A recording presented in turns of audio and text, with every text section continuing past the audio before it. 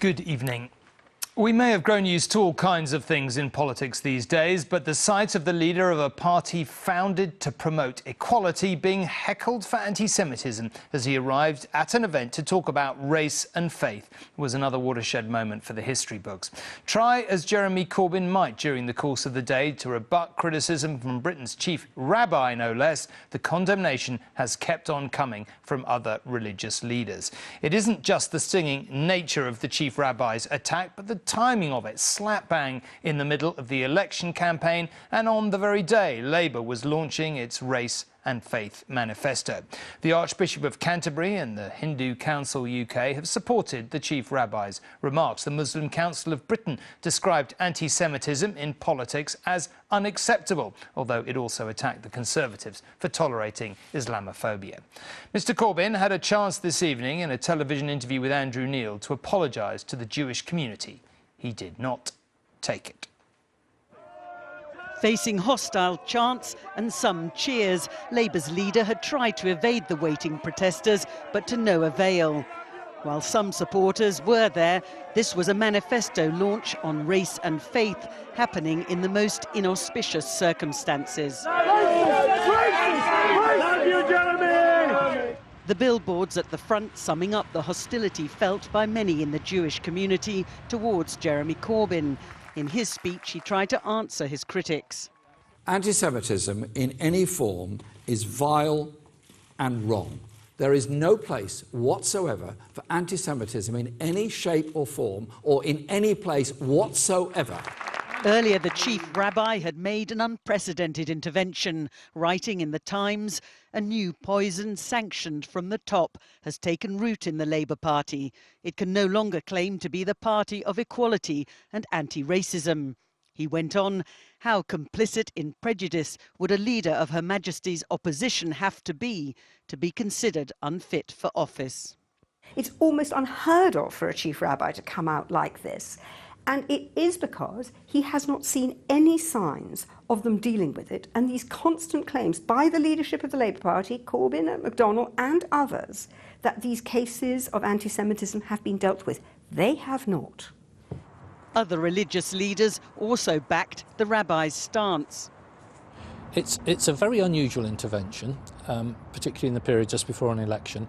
And I think the fact that the chief rabbi has felt that he needs to make a statement of that kind shows the very severe degree of anxiety and vulnerability amongst the Jewish community. But Lord Dubs, who fled the Nazis as a child, defended Mr Corbyn, claiming Labour had moved on. Fears are fears, and when people are concerned, one has to meet those concerns, even if they're a bit exaggerated. And I hope that today will help, and I hope in future the Labour Party will be very positive and resolute and assuage the fears of the Jewish community. Are you worried that it could have cost Labour the election? Well, I hope not. In an interview tonight with the BBC's Andrew Neil, Mr Corbyn did little to help the situation, repeatedly refusing to apologise for anti-Semitism in his party. Our government will protect every community against the abuse they receive on the streets, on the trains, or in any other form of life. Try one more time. No, hang on a minute, Andrew. Can I explain what we're trying to do?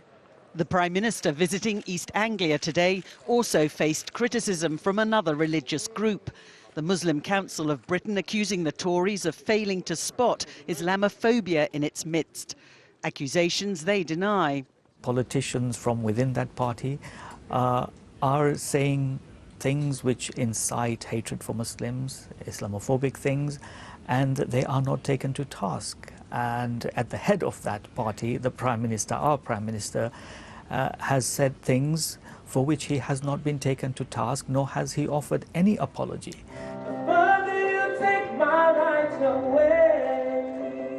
But it was Labour that found its message on equality and diversity completely overshadowed today by the row over anti-Semitism. Jeremy Corbyn unable to dispel doubts about his leadership on the issue. Are you fit to be Prime Minister? His supporters insist he is, but this has been a difficult day for Labour at a crucial stage in the election campaign. Libby Vina, News at 10, North London.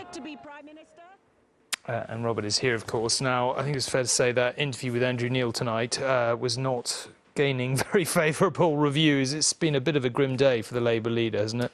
Well, a grim day for politics. I mean, this has already been, as far as I'm concerned, the most miserable general election that I've ever witnessed. Both parties concocting bribes for voters on the basis of almost no research, back of postage stamp sort of approach to how you govern the country. And then today you see religious leaders, the Muslim Council of Great Britain, saying that the Tories not dealing with Islamophobia sufficiently adequately, and then this shocking essay by the chief rabbi basically saying that the Labour Party, has simply failed to understand the hurt in the Jewish community at their inability to eliminate the cancer of anti-Semitism. And I was really struck this evening that, Jeremy Corbyn had an opportunity tonight just to simply say sorry. To be clear, the chief rabbi was not making this intervention because,